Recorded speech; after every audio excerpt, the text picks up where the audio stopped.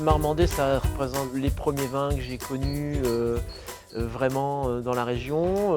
Ça représente une belle vallée de la Garonne avec des paysages vallonnés. Maintenant, il y a des vignerons qui ont quand même permis de sortir le Lot-et-Garonne et voilà, le département de l'ornière dans lequel il s'était mis. Et c'est vrai qu'on fait des bons blancs, des très bons blancs qui sont présents sur les grandes tables françaises et des très bons rouges aussi. Moi, je ne peux pas marier ma cuisine avec un vin que je ne connais pas déjà.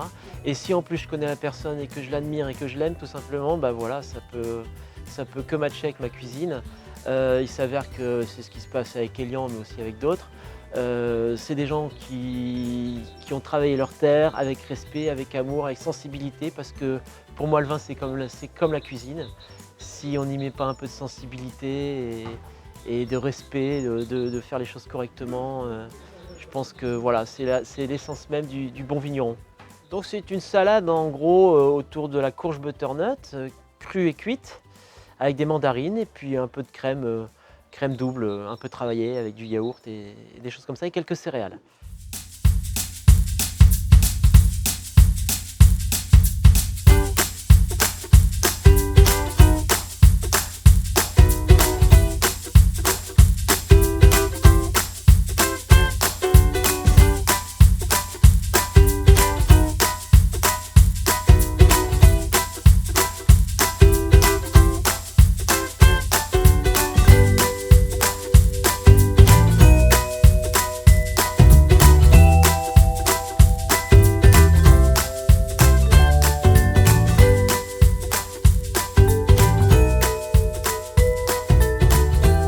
En fait, on prend une courge, une belle courge, on est en pleine saison, on la met sur un lit de gros sel et on papillote dans de l'aluminium, entière, un peu d'huile d'olive.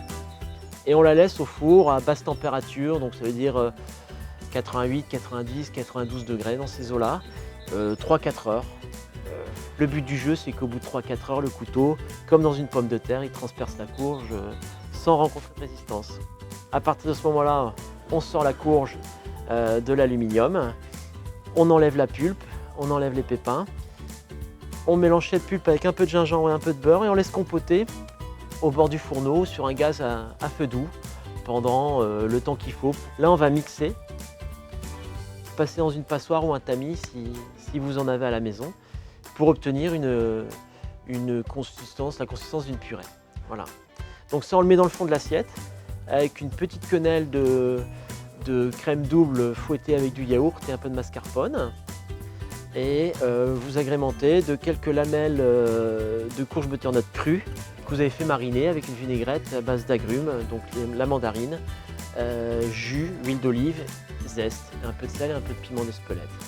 Et dessus, au préalable, vous aurez fait sécher quelques graines de tournesol, d'avoine, de courge, des noisettes.